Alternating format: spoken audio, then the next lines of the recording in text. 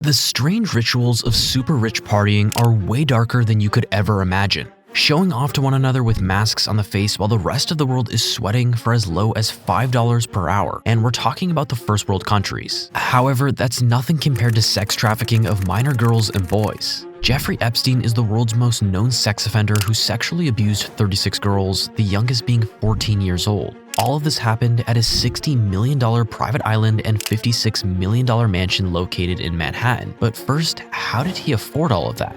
Jeffrey began his career teaching physics and math at a private Manhattan prep school called the Dalton School. Despite not having a college degree, he made some pretty strong connections he later used to get a job at the investment bank firm Bear Stearns, as he was fired from the school. A few years later, in 1982, he opened his own finance firm that reportedly only accepted clients worth over $1 billion. That's how he amassed over $600 million he later used to buy a so-called Island of Sin, as well as 5 more residences. Even though this 78-acre island is considered small, it has a main house, 3 guest cottages, a caretaker's cottage, a private desalination system, a helipad, which was a must, and a dock. When he bought an island, it was palmless, but he decided to spend a fortune on tens of palms, each costing $20,000. Now, you're probably asking yourself, where is that blue-striped box-like building with a golden dome on top? It was built later on, and even though there are many conspiracy theories about that building, Jeffrey stated that it served as a music pavilion, the place where Jeffrey used to play his piano before he committed suicide.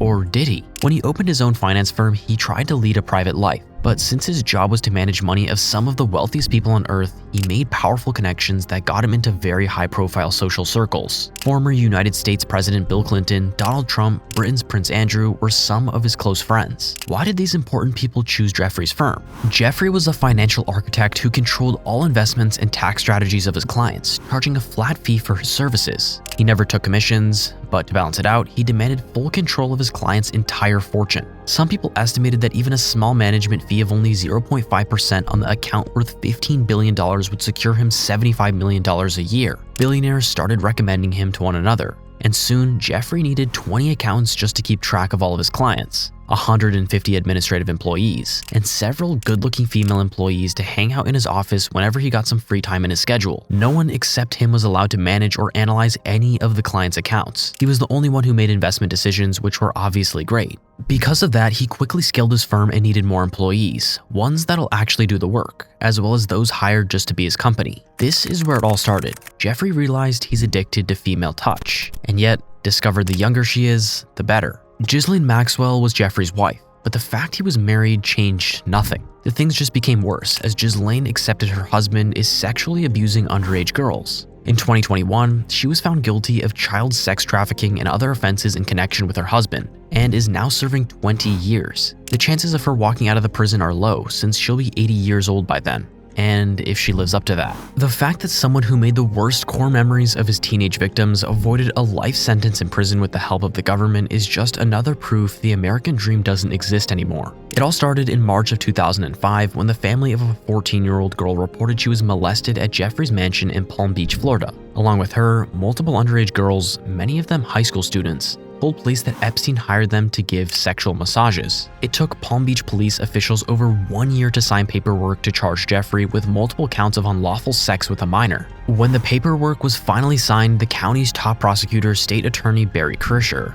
for some reason sent the case to a grand jury. 2 months later, Jeffrey was arrested, but Palm Beach police leaders almost immediately publicly attacked Krischer, accusing him of giving Jeffrey special treatment. Why? Well, a grand jury convicted Jeffrey on a single count of soliciting prostitution, which was a minor charge compared to what he actually did. This was a call for the FBI to begin an investigation. Before the next court date, Jeffrey's lawyers talked to U.S. Attorney in Miami, Alexander Acosta, about a plea bargain that would allow Epstein to avoid a federal prosecution. The first case resulted in Jeffrey getting sentenced to 18 months, which was bizarre, especially when you add the fact he served most of his sentence in a work release program that allowed him to leave jail during the day to go to his office, then return at night. He also served just 13 months before he tasted freedom again. Like he wasn't more outside the prison walls while serving the sentence. When he was released from the jail, it didn't take him long to receive another accusation of sexual abuse. In the same year when he was released, multiple women stated that they're Jeffrey's victims and started a legal fight against him. One of them was Virginia Guffrey, who stated she was 17 when Jeffrey and Ghislaine set up sexual encounters with royalty, politicians, academians, businessmen, and other rich and powerful men. But as expected, all of these people denied these allegations. In 2018, a secret, if we can call it a secret, was out. Julie K. Brown, a member of the Miami Herald's investigative team specializing in criminal justice, exposed that Epstein has molested or sexually abused what they believe to be about 80 girls between 2001 and 2006. Detectives soon found out most of these underage victims had the same story.